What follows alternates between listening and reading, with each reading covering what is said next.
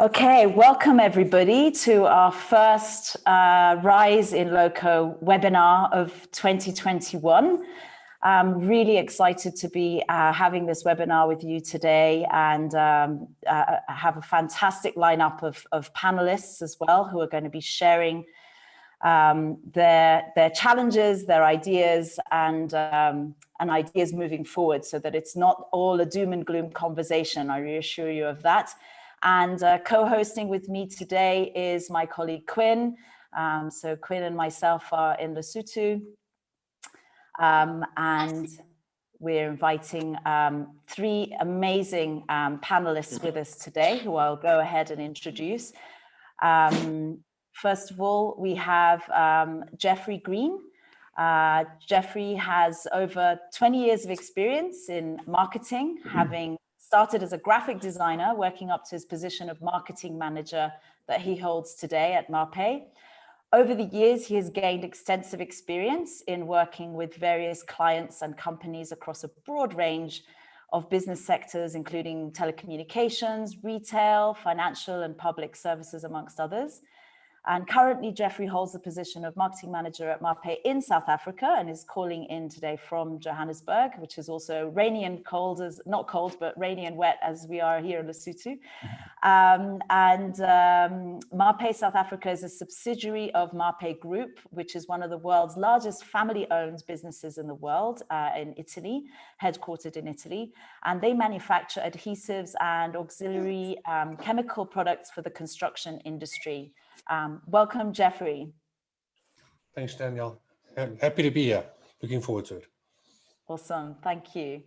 And Jeffrey actually did have the privilege of coming down to Lesotho for an event we hosted, a couple of events actually in 24 hours a while ago. So we're looking forward to having you back soon. Secondly, we have Indale Mokhethi Rampeta, who is a very technically gifted person who likes to picture himself as a professional dreamer and an avid believer in good design and the power it has in transforming people's lives. He has dedicated a huge portion of his professional life in training young creative people. This has led him to being instrumental in establishing and building a number of successful urban brands, from illustration, graphic design, fashion, and entertainment. Mokhethi is also the head of programs of architectural technology at Le Rotodi Polytechnic here in Lesotho. So we're really looking forward to Mokheti's insights, both from the education sector as well as the private sector. So welcome, Mokhethi. Thank you very much for having me, Daniela. Looking forward to the talk. Thank you. And if I can just remind people to mute themselves when they're not talking, just so we don't get too much background noise. Thank you. And last but not least, we have Susan Zenha. Sue holds a Bachelor of Architecture from the University of Wits. She's the director at Neil Powell Neil Architects, where she's worked for 31 years, so a lot of experience. And Sue's a member of the Joint Plans Committee West of the Johannesburg Heritage Foundation, and is the convener for the Gauteng Institute of Architects. So again, Sue holds a couple of hats there from the architecture, private sector, and the heritage side of things. Welcome, Sue. Thank you for the invite. Look forward to the chat. Fantastic. Thank you so much. And Quinn and I will, this is all about a conversation, really, to try and give some insights for entrepreneurs, both in Lesotho, South Africa, Southern Africa, and worldwide, because this webinar is of course live, so anyone around the world has access to it. So really looking forward to the conversation. Anybody joining us, please feel free to use the chat box, and as I see some of you have been doing, to answer any questions you have, and we will allow questions at the end from you as well. So please, as the conversation's going, we will be monitoring those questions as well. So first of all, the topic today is how has COVID-19 impacted the built environment, and we're really interesting to get some contrasts and comparisons of how it's impacted South Africa compared to perhaps Lesotho, and your different businesses. Jeffrey, obviously speaking from the manufacturing side of things, perhaps you could kick this off by telling us how would you say COVID has impacted your business and your sector? And I know you can give us some insights both from South Africa as well as the European side of things, being Marpe headquartered in Italy. Thank you. Sure, no, 100%. To be honest, the impact of COVID has, let's be honest, it's been negative for everybody across the board. It's being, as Daniela mentioned, we're an Italian company with our head office in Milan.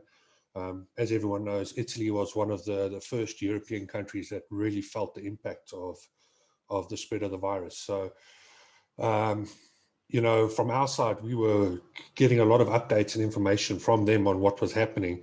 But truth be told, they weren't really aware of being informed properly from the governments on their side as well. They just saw how bad it was. Our company, as Daniela also mentioned, it's a family-owned business, and one of the key components of our group, or one of the factors that the family puts at the top of all of their concerns is their employees. So being a family-owned business, the family automatically engaged with each other and the key people within the group, and started looking at how to implement measures to protect the staff in head office, and then filtered it right the way down to all the subsidiaries, right down to us in South Africa as well. Naturally, you know, each country had to look at it in their own way and determine what was the best approach with those circumstances. So, you know, from a European perspective, we've experienced firsthand the impact of it. On the business side of things, naturally, you know, being a manufacturer of products, the hard lockdown in 2020 definitely made a difference for us as a company. Obviously, at the beginning in South Africa, our government was working on very limited information. So they implemented a hard lockdown, which was probably the best choice of action at the time that they could have made. But naturally, those few weeks had a definite impact on our company's performance for the year last year. It was difficult. It did change how we do things. There's some areas of the business that can operate remotely. There's unfortunately in a manufacturing facility, obviously there are parts of the company that can't. So we had to really look hard and determine what we could and couldn't do. We engaged with the relevant authorities on our side, made sure we were legally on board and everything we were doing was correct. And yeah, thankfully, within the first month, we managed to get permission from the South African government to have key staff on site, purely because a lot of our products that we supplied, we could supply to the hospitals and things. I think one of the areas where the government in South Africa got caught off guard was the state of some of their hospitals. So they had to really take drastic measures to correct and fix some issues where they would need some of our products. So yeah, as much as it was negative and it really did impact on our business, it could have been far worse. Okay, thanks, Jeffrey. And so in terms of, you know, orders and sales, has that had an impact on that? Yeah, definitely. I mean, we saw 1 month where there was actually no business transactions. There were no orders coming in. There was nothing moving. As I said, we did eventually get permission to have key staff and get some semblance of the company up and running where we could start supplying. So we did see a pickup. The one big thing that we noticed, which was good news in a way, was the minute that the South African government eased restrictions to allow for normal trade to resume, I think everybody was just too eager and willing to get back to work. So we found ourselves in a position where sometimes we couldn't keep up with the orders, and a lot of our stock holding and planning that we had wasn't sufficient. So good news that came out of it in the end. Okay, fantastic. Thank you. Maybe Sue, could we hear from you? We'll stick to the South Africa region. How has it impacted your company and the architecture design sector as a whole, would you say? Yeah, so I think initially we were obviously forced straight into the hard, quick lockdown. And as professionals, we were quite privileged. We had systems in place where we could go remote and all just carry on working. The really hard knock came with construction literally shutting down overnight. And even the clients, when it started to ease, had taken a long-term call, no construction for the year. So projects just stumbled and stopped, except for those that were in construction. Those have slowly geared up to try and close out where they were, but it's had a devastating impact on the construction industry. So if we take, for instance, a client like breweries, where they pulled $2.5 billion investment last year and another $2.5 billion this year, these are devastating impacts on our economy. Then the other challenges, I suppose, with the authorities, we're really strained in approvals and being contactable and making, legitimizing things so that we could get going this year. Those have all been delayed, and they're projects that unfortunately could be active but can't be because compliance is not yet in place. So that's unfortunate. And then the other aspect is we're finding it very difficult now for training young graduate architects to find employment. So it's now having long-term repercussions on our industry. And then another challenge was the availability of building materials. So just short supply of, well, we need to put on a roof, we can't get steel. So there were those issues, but I suppose very quickly we adapt, and like Jeff, it was company policy, save the team, the staff, for everything, and we've done that very successfully. We're all upbeat, optimistic, made the necessary cuts, and we're in it for the long haul. We're really looking on to next year, and we're looking at new clients and upskilling and doing all those things we wouldn't ordinarily be doing. And then there's interesting things that have crept into the industry. You know, we're relying heavily on WhatsApp to manage projects because we can't jump in our car and go see what's happening. So, and then just the nice side is having the extra time without all the travel and expenses, and that time, family time, and people just caring a little bit more. I think that's really been nice. And then there's also the nice side of, whilst things have quietened down, there's the adaptive repurposing of spaces that are empty or need to be used for alternative uses. So that really leads to some nice opportunities for us. So we're very positive about those things. Fantastic. So it sounds like you haven't had any experience of lots of cancelled projects or anything like that, have you? So projects have been, I wouldn't say they've been cancelled, they've been put on hold. So projects that even post the very hard lockdown could have carried on, they were put on hold for the entire year. So we're now in a stage where companies are reassessing, well, can we afford to, can't we afford to, should we? So they haven't gone away. We are optimistic they will come back online, but they may be adapted because of the environment. So one of our big clients is a fast food restaurant, and the in-dining experience is changing, and we're relying heavier on deliveries and drive-throughs. So it's way too that will make sense for the next few years. Fantastic. And we'll be touching on that a bit later about understanding, yes, how this new world has an influence on design and architecture for sure. Excellent. Thanks a lot, Sue. That was very insightful.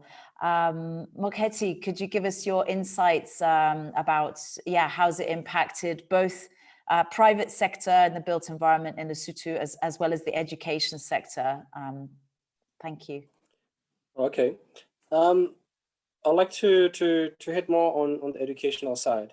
On the business side, I run a small operation, which in essence means that I, by myself, I rely on BIM to do the work of probably 10 people or so by myself. So which in essence doesn't necessarily mean that I need a lot of manpower. I can work from home.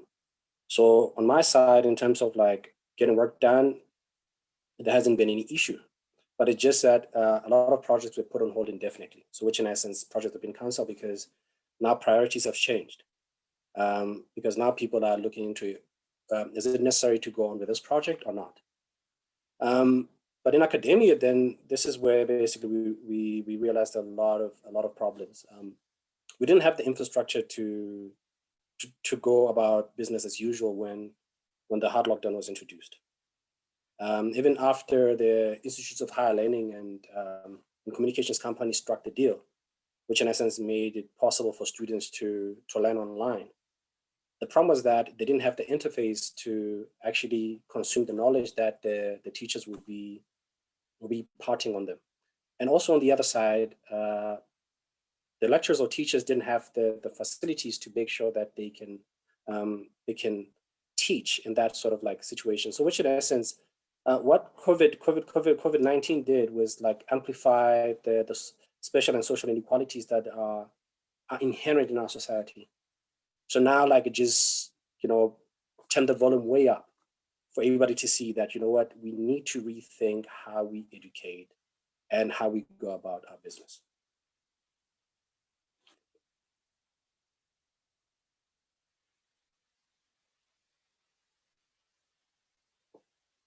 Fantastic. Thank you so much. And yeah, we'll be talking a little bit more about looking forward, about what further adaptations might be necessary. Yeah, absolutely. So picking up on that, Mokheti, what changes have you had to do in education? And maybe your observations of other things that have been happening in Lesotho to adapt to this this new environment, this new norm. So what we had to do was take students in smaller groups. Like we have large students. So what we had to do was like alter the timetable. Students came into campus in alternating days. They didn't all come on the same day. We didn't have first years when the second years were there. We didn't have third years. So basically, first years were there by themselves, second years were there by themselves. But at the same time, these large groups were broken down into smaller classes, so that at least we can maintain social distancing in the lecture halls.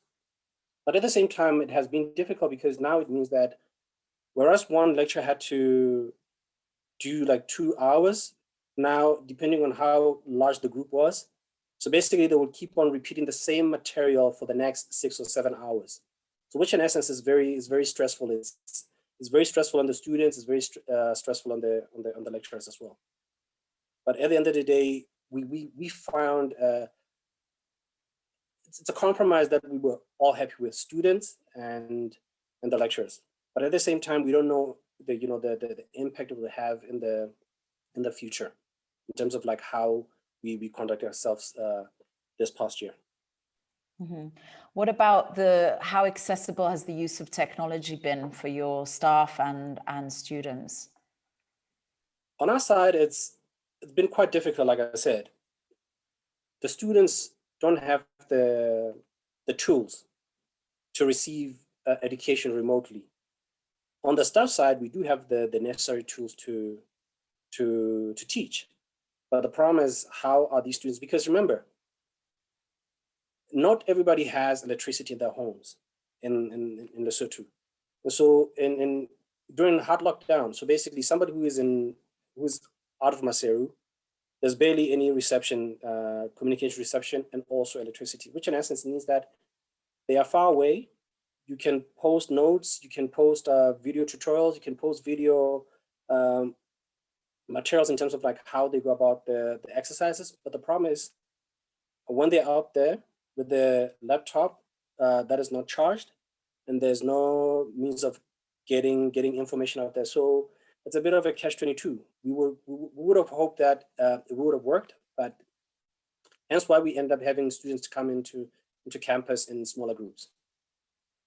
Right. Yeah, and I think you touched on the challenges of the reality of once accessibility to technology is limited, and electricity being the number one thing. Virtual education is really challenging. Thanks, Mokheti. Any experience, any observations that anyone has had around positive impacts from the virus in the architectural world or the built environment in general? And perhaps if there's one key lesson. I mean, Sue, you mentioned you've been doing a lot more WhatsApp meetings and things like that has reduced on meeting time, which maybe is a plus thing because it reduces on travel time and on cost on that as well. But if there's, have you experienced any positives that have come out of it, and one key lesson maybe that you've taken away from COVID, starting with you, Sue? Yes, I think there's probably a few lessons, but the main thing is how quickly you can adapt and be flexible. So what can we do to go forward and not just shrivel up and say, well, we don't exist anymore. We exist, and how do we readapt, repurpose? And I think architects are creative thinkers, and we're out there working out how to make healthier, positive spaces, buildings that breathe better, self-sustain. You know, we also have very unreliable power supply systems, and water and sanitation is key. So we're looking at all those things and how we can better interface the built environment with people and make them safer.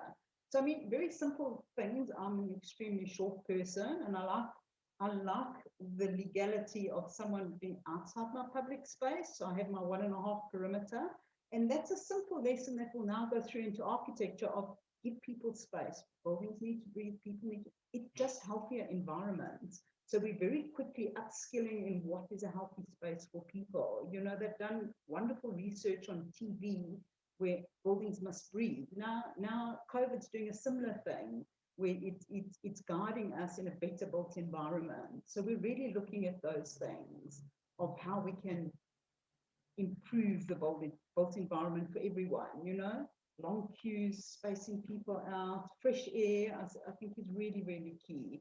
And then there's nice things happening out there. The heritage community quickly got online, and there's wonderful training things. I suppose the real challenge is people need access to technology to engage in these things. So the real shortfall is, can everyone access these things to develop and upskill? Because that is the real challenge. We really need infrastructure for the well-being of everyone. Yeah, absolutely, and that's the challenge that that architecture and design has got the opportunity now to rise to that challenge in city planning and on all sorts. And I know Quinn is going to be touching on some of those points in next very shortly. But I'd like to give the opportunity. Jeff, what about yourself? What's your one key takeaway from COVID, and has it brought any positive impacts for the built environment in general, would you say? Look, from our side, yeah, you've got to look at any situation from both sides. As much as the negative impacts there, and everybody knows about it, there have been some positives that have stemmed out from it. Personally, what I've experienced is when I first moved into the construction sector, I kind of got a feeling that there was, especially in the South African market, but I'd imagine it will probably be the same across most countries, is a reluctance of or a lack of willing to adopt new technologies and new ways of doing things. I very much explained it to everybody in our company that there's an old boys club, and you know, everybody would prefer to have a printed brochure in their hands rather than a digital version on a PDF file on their phone or on their tablet or on their computer. I think with what's happened is, with the rise of COVID and the lack of ability to interact face to face, it's kind of forced everybody to adopt and accept new technologies like we're taking advantage of now. As Susan mentioned WhatsApp groups and interacting that way. As Muketi mentioned as well, obviously there is the downside to it, and you know, South Africa is no different to what you guys are experiencing in Lesotho, and that it has really thrown a spotlight on the socio-economic imbalance that exists in Africa. Not everybody has access to internet or data, and not everyone has access to electricity. That's the one key thing. That's something that I think has really come out. But from my side personally, I think I've kind of learned now to look at things with a new perspective, and you can't take anything for granted anymore. I think what COVID has done, and you know, there's always been a lot of people saying, you know, the world's resources are not infinite. You know, mankind has to be more aware of our impact and our negative, the negative impact that we're having on our environment. And I think COVID-19 has kind of made people realize that, guys, we need to actually take serious this message. We need to be mindful of what we're doing. You know, our company as a manufacturing facility, obviously we generate in the production process, there's wastage or parts of the process that can't be used. Okay, well, how can we repurpose it? How do we use it? What can we do with it? You know, carbon emissions with fuel, driving your cars and everything like that. I think it's forced mankind to sit up and go, hang on, guys, we need to start looking at this. We've got one planet and we need to look after it. Be it a health crisis, be it a resource lack of water crisis, or whatever the case may be, it's just highlighted everything for all of us, I think. Yeah, absolutely. And again, lots of positive opportunities there, which we would like to sort of take the conversation into now, and really get your brains going. We want to really pick your brains around, alternative ways of curbing the pandemic. We're seeing a lot of failures in governments globally with this. So let's see if in the next half hour we can come up with some real ideas here. And I'll hand over to Quinn, who's going to fire some questions at you to really get our ideas and brainstorming going. Thank you, Dan. I would again like to thank Geoffrey, thank Sue, thank you, Ndadem for taking the time also to have this conversation. I think it's conversations that are very provocative to a lot of people. I think a lot of conversations like this need to take place. So, because we have limited time, I'd like to just jump straight into the questions that we have. I think the questions that I have are very important also just for people to help also raise awareness to different people there, because now it's also starting to sink in to most people about this pandemic. So looking at the way we have been forced to work, I mean, right now we are also having this online conversation, and this online conversation that we're having, we're not even having it in the same room. Like every one of us is in different homes where we are sitting, just so that we help fighting this pandemic. So my question would go straight to Sue. Like, what do you think? Like the way that the pandemic has forced us to work, is it productive? Is it something that we think will be very sustainable in the future? Like right now, the social distancing, there's working from home, there's this online conversations that we're having. Do we think that will be sustainable? Good, if you don't mind, can I maybe give my contribution? Look, as much as there's benefits to technology and the way we're engaging with each other now, it's not the be all and end all. I don't think it replaces the need to interact with each other one-on-one. Just looking at Susanna over there, I don't think you could realistically ask a person to specify a product to the value of a couple of million rands on a project if they haven't actually got a relationship with you. And I don't mean to be funny, but you can't build a relationship with a person over a computer screen like we're doing now. I've had the pleasure of meeting you when you came to our premises, so I know you better than I would if I just met you through the screen. Technology will help. It always does. It adds the convenience. It means instead of having to always drive through to a site to have a meeting or whatever the case may be, it does make that a lot easier. But it's never going to be the be all and end all. I think going forward, I think it's going to change the mindset of a lot of companies. I don't think we're ever going to go back to the way it used to be.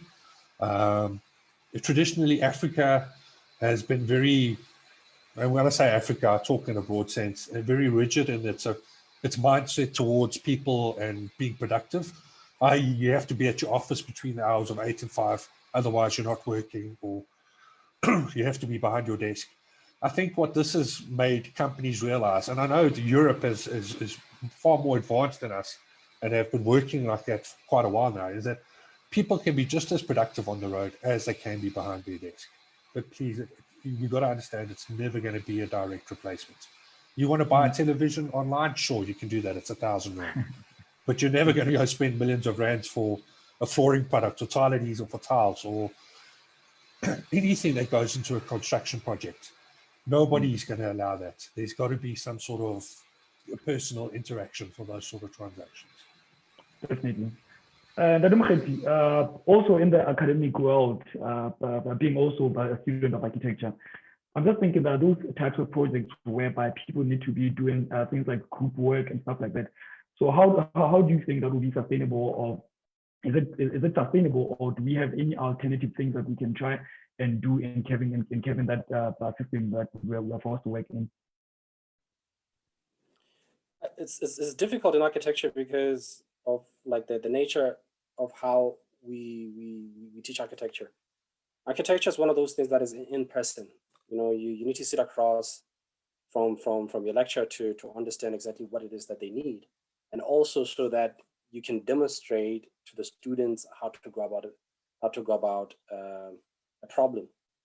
So the advent of technology is okay to a degree, but it cannot completely replace that in-person exchange, because that in-person exchange is very important. Because you can definitely see from the body language if whatever it is that you're saying is clear or not. That is critical. Over the internet, you can barely notice, you know, like facial expressions, but in person it makes very clear that, you know what, maybe I need to pivot. I need to explain this and this. I need to explain a particular idea from this angle because I can definitely see that this person is not getting it. But when you're out here recording yourself and sending it out, you're always hopeful that the message will come across and it will be clear. But only when you get feedback, then you realize, you know, these guys did not get it. So it's difficult. We need to find a good compromise of how we interact in person and how we use technology. Okay, thank you, Ndemokhethi. People that are also online, please use the chat to try and ask questions if you have any. Sue, I think I have my follow-up question. I would like to package it in just 2 questions into one. How do we think as architects or architecture can try and help curb this pandemic? Do you think that tools that are already installed or in place that we can try and use for us to fight this pandemic or find ways of making it working productively? Do you think there are any? Yeah, so I do think we can help reduce the spread by designing appropriate buildings. So we've got to have sustainable technology, innovative systems, green architecture, great insulation, energy efficiency. These are all things, you know, if the power goes down and the building's well designed, it can ventilate itself. So there's a certain number of great architectural things we can do. I suppose just going back on the past question is how productive are we as professionals, remote working, it all works great. At the end of the day, building a building requires people on site. Can you mute yourself? So the real challenge is how we go out and build safely, not just have a safe end in building in the environment. The process of building maybe needs to adapt to the changing environment. And I suppose local materials may be becoming more and more relevant as we're not able to source important products. And I think that's important for local communities, that we create a local demand. And I think that's also one of the great things we can do. And local materials at the end of the day are probably more appropriate to local environments. So there's a lot of those things we can be doing. And then in really creative ways of making sure we have the provision of water and sanitation on sites when infrastructure or government fails infrastructure aren't in place. We need to be harvesting water, storing water, and making sure these things are in place for people to use. Okay, thank you very much, Sue. I think your answer also leads me to my second question, which will be directed to Geoffrey. Geoffrey, we just spoke about architecture and also what are the things that, how can architecture help? So I think the main thing with architecture is just doing the suggestions of things that can be done. But at the end of the day, if it comes to manufacturing, producing new products, how do you think the production team or the manufacturing industry can improve? Are there any products that are made already to fight this pandemic? Or is there any new techniques into dealing with construction that you guys already are starting to think about? Quinn, to answer your question, yes, there always is. But, you know, the key thing is, and the big factor is that products that have environmental considerations built in or in the mix generally do come at an additional cost. It's a weird situation in the world at the moment where, you know, eating healthily is more expensive than not eating healthily, if you know what I mean. You're going and buying your fruit and vegetables fresh every day is more expensive than going past a local takeaway place. It's a weird dynamic that's in the world today. You know, where Mbappe and where we as a company always try and look at is and we are part of the Green Building Council of South Africa. We do contribute and we do get involved in it. But as a group from head office, one of the key things that Dr. Spazzoli, who passed away unfortunately 2 years ago, one of the key things that she pushed for in the company was sustainability. And it was something that she implemented across the entire group as a whole, from us right through to the US to all of our subsidiaries. We always do look at products as and consider the impact of those products on the environment. We do always try and use as locally sourced raw materials as far as possible. Naturally, in some instances you can't, but then we also do pay special attention to making sure what we bring in does not go against what we would consider socially acceptable impacts on the environment. Within our operations, yes, of course, we always, you know, there's lots of things you can do that you can put in place, from grey water, as Susan mentioned, solar power and those sort of things. But truth be told, those things are very expensive at the moment in South Africa, you know, and it's a pity because, you know, just in my personal capacity, there's nothing I would love more than to take my house off the grid and go completely solar, or look at an alternative energy power solution. But the truth of the matter is the costs are just exceptionally high. And I think until the costs on going with alternative solutions start coming down, it's going to be very difficult to adopt alternative solutions. Where you can, you must, but it's got to be realistic. Okay. I think from what Geoffrey just said also about the cost of living, whereby we have this alternative that we can do, but the alternatives seem to be very, very, very expensive. In the educational industry or in the academic industry, are we starting to have these conversations whereby we're telling our students that they need to find ways that are economical into construction or into how they design designing different buildings? Is there conversations that are already happening at schools? Is there conversations that are already happening in the classrooms? And just a way of finding, bridging this gap that's happening. We have this pandemic that we need to be fighting, and also the alternatives seem to be less expensive. Is there any other conversations that we're having to make sure that we find ways of building, one, sustainable buildings, two, economical buildings?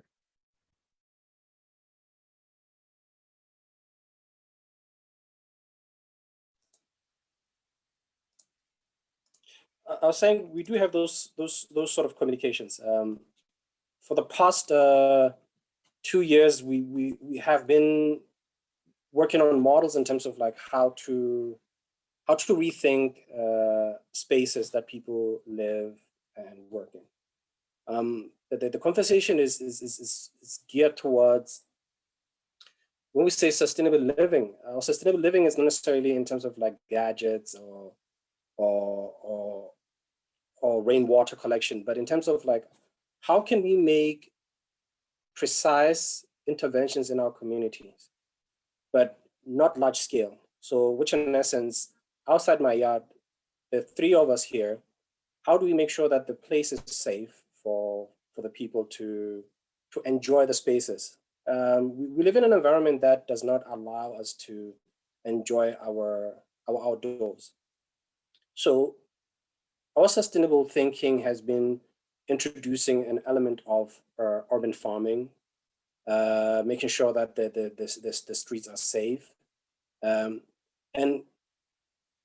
by making these small interventions, we think that we don't have to construct lavish, expensive buildings to make it viable. But if the outside of our homes are clean, are well paved, there's enough foliage to protect us from the sun, the drainage system works, there aren't any puddles and stagnant waters that bring diseases. This is how we have been thinking. We are not thinking in terms of like a grand interventions, but like localized interventions that can sort of like have this cascading effect across the communities. Thank you. Thank you, Ndadimkheti. Before I move to the third section of the questions, Sue, I would love to ask the same question, but it's more of a broad question. As also part of the GIFA, which is Gauteng Institute for Architects, are we having different conversations about how we can try and build or encourage environment in cities for it to be sustainable, not only just sustainable in terms of day-to-day living, but also free from this types of pandemic? Because one, we still have places whereby there are taxi ranks, and getting into a taxi, it means going into one place where everyone is just stuck up and breathing. It's not that easy. We still have these places that we call markets, whereby people go there and get clogged up and stuff like that. Whereas I think, just to give an example, we can have different places whereby people are selling things in just a way that could be a drive-through, a walk-through, stuff like that. So we're starting to have those kind of conversations that to make sure that there's limited social gatherings of different people. And Sue, before you answer, sorry, one of the participants said you're a bit difficult to hear. So if you could maybe speak up a little bit. Thank you. Will do.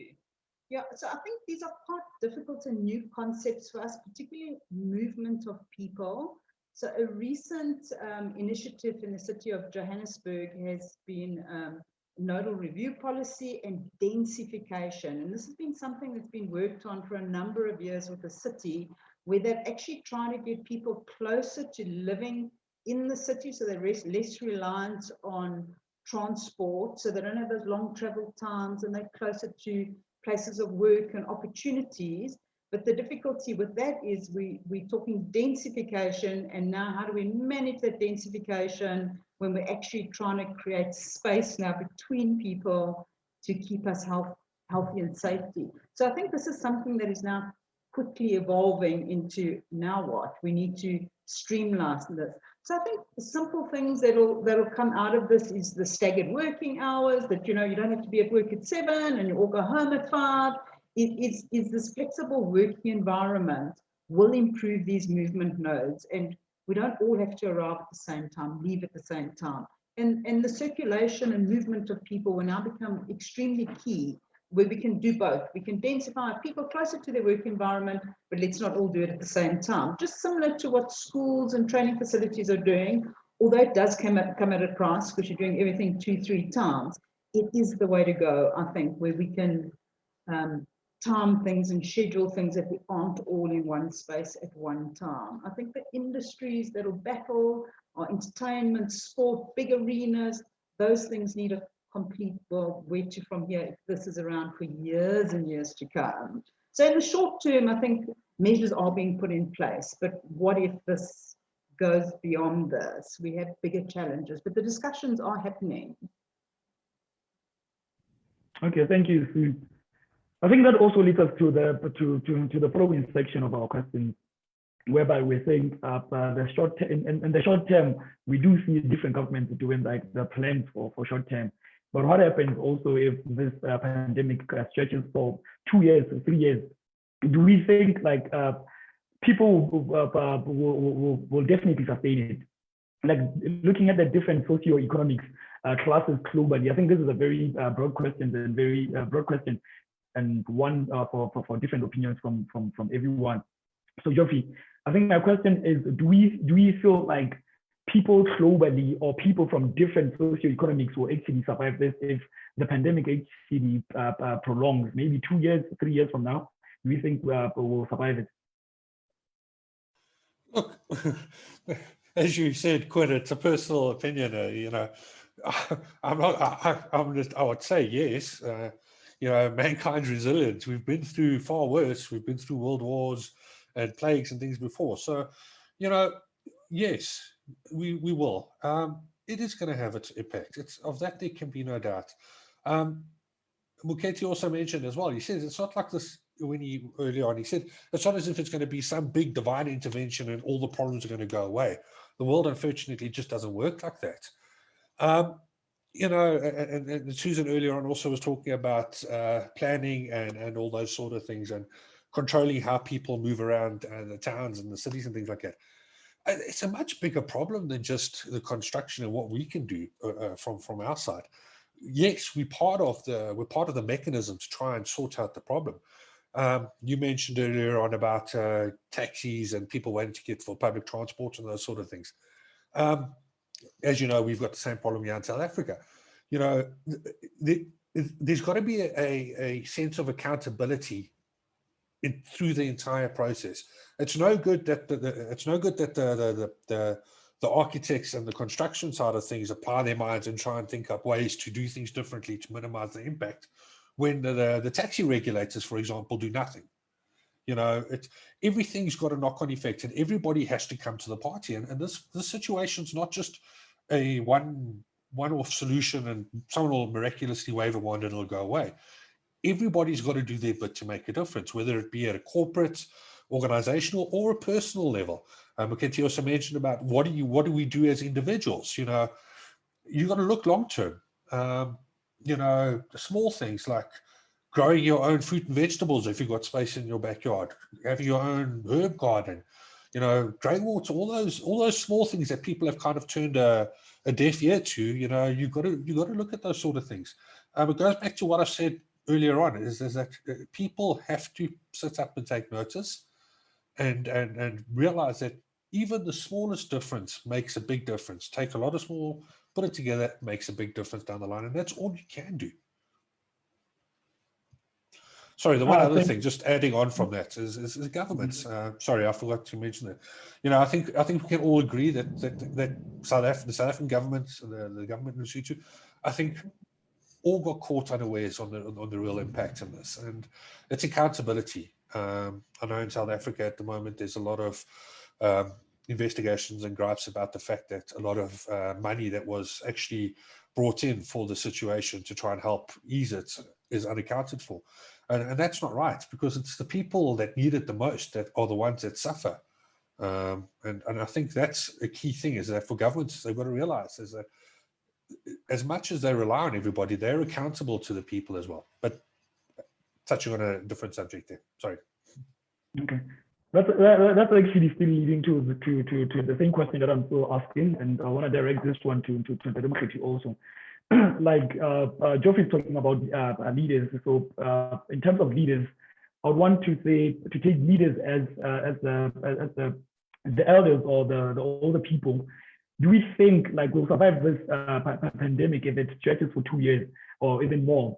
In terms of, do we have enough teachers, or the good teachers that are teaching the youth about this pandemic? Are we giving them the right direction into how to stay sustainable or to fight this pandemic? Do we think we're giving them the right information? One, I think Sue talked about people leaving the longer places just to come into the city so that they don't have to use public transport. Are we catering or teaching our youth about live, work, and play, so that it's in a sustainable way? Because one person can just not live your entire life just working, or you can just live your entire life playing or just working. So live, work, and play. It's those things. So do we think we have enough people that can teach those people, or are we certain that the youth right now is getting enough information about living the world and being sustainable with this, fighting this pandemic? I honestly believe that we are not going back. I think what COVID-19 has taught us is that the world has changed, and we have to think differently now. With regards to in terms of like how we go about our built environments, but it won't be something that one person can and will do. It's going to require community for us to survive, which in essence, like Geoffrey said, like everybody has to do their part. Like honestly, everybody has to do their part in terms of like making sure that we communicate in a way that it's clear for everybody to understand how to combat this pandemic, because there's a lot of information that has been refuted as false, and so in essence, I think education plays a huge role in the future, but it's not going to be one person's view of the world. I think we all have to work as a collective.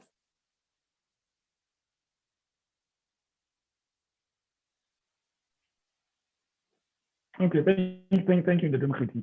Thank you. I think one last question before I hand over back to Dan would just be an advice that you guys would like to ask. Just in short sentences, just short words, just to hear the advice that you give to different businesses or the people in the same sector that you have too. What are the advice that you can give with people in the same sector in fighting the pandemic? Do you think any ideas that you have? Well, I think whatever part of the built environment you work in, you need your business to survive and sustain. And to do that, you've just got to offer as diverse a range of skills that you can offer. So the more, if you don't have the diverse skills, partner with people, collaborate with people. We all need to survive this. So we've got to adapt. We can't do things like we did things before.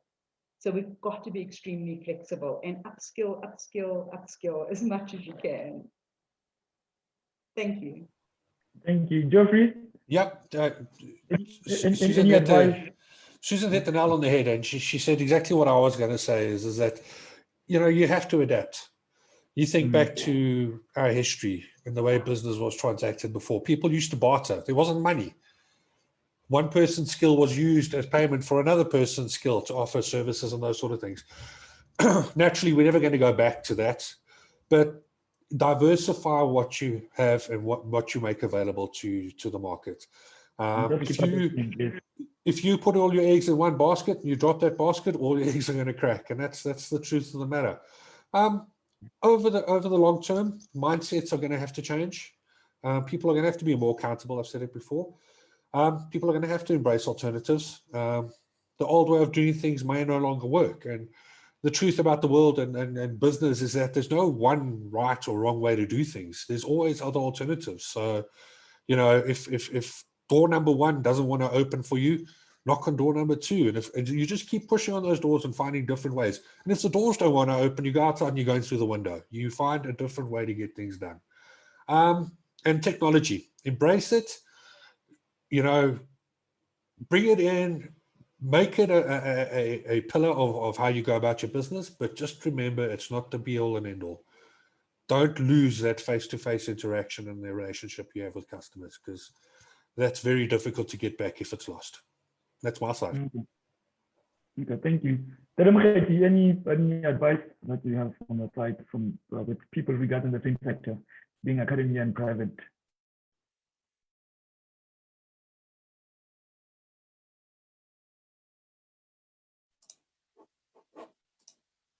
I think we all have to do our part to survive. Like Geoffrey said, mankind is resilient. We have to rethink how we do a business, and it's one of those things that I took it upon myself this year to try to expand the tools that I use, having noticed that I can rely on a lot of people. So I made use of the online learning platforms. There's a lot of online learning platforms that are credible. So what I started doing was basically I started learning marketing. I started taking courses in programming, so that I can also streamline my workflow. So I took it upon myself. It's not something that I have to do as a designer, as an architect, but I found the need to make sure that my systems work well, even though I'm by myself. So, like I said, I think it's one of those things that we have to adapt. You have to find ways to make sure that at the end of the day, you stay relevant and your business stays relevant. Thank you. Thank you, Ndadum Khiti. Thank you, Geoffrey. Thank you, Sue. I think it's been a lovely, informative conversation.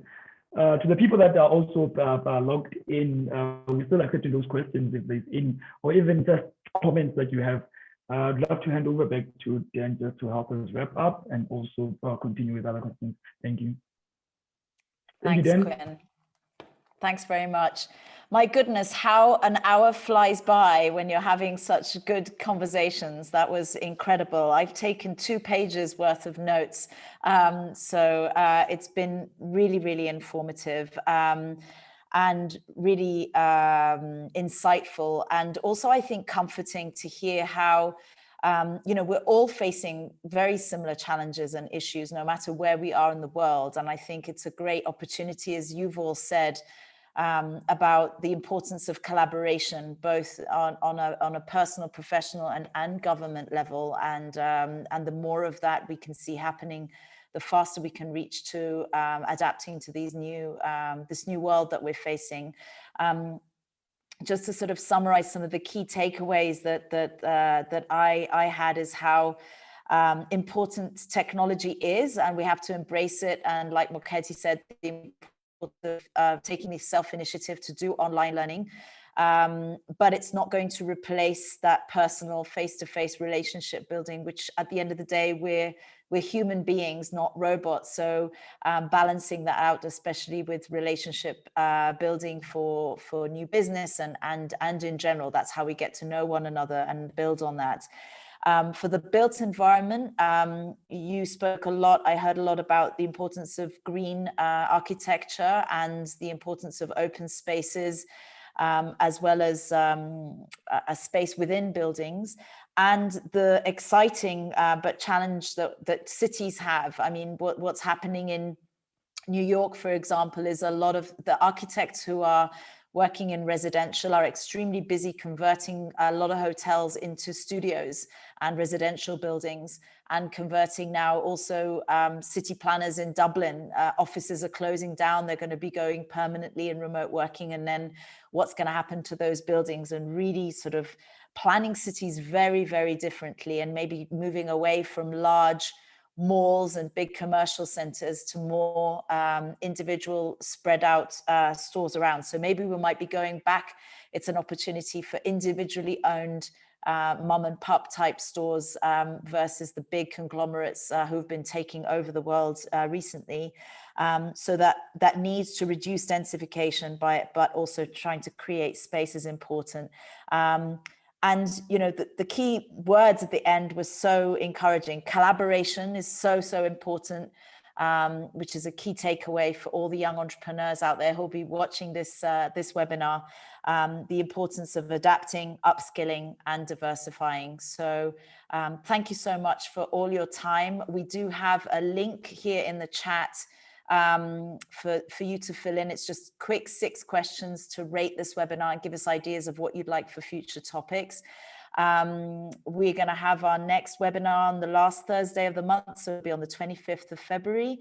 And please follow us on social media, on Facebook, Twitter, Instagram, and this webinar will be posted on our YouTube channel. And I see we've got one question that's come in there. My goodness, it's 2 o'clock. Shall we stick to time, or shall we maybe try and answer that? It's what BIM and CAD softwares can be recommended to work as a team remotely. Maybe Moketi, can you quickly answer that one before we wrap up? I wanted to try and be on time. I think when it comes to BIM, it's a personal thing. When I first started in architecture, we were using AutoCAD. Then eventually, Revit came into the fold. But the application, the BIM application that I stuck with is by Graphisoft AutoCAD. I think it's a wonderful tool that has that I've used for close to 20 years now. Super. Thanks so much. Thank you. And yeah, if anybody has any other questions, please post them on this link. Will be on YouTube, so you can put comments there that we can put out to our panelists, if that's okay, and keep the conversation going as well. But I want to be respectful of everybody's time, and thank you so much. Thank you, Jeffrey, Sue, Moketi, for giving up your time. I really appreciate it. And thanks, Quinn, for co-hosting. And technology is collaborated, so there we go. Absolute pleasure from my side. Thank you. Back to you.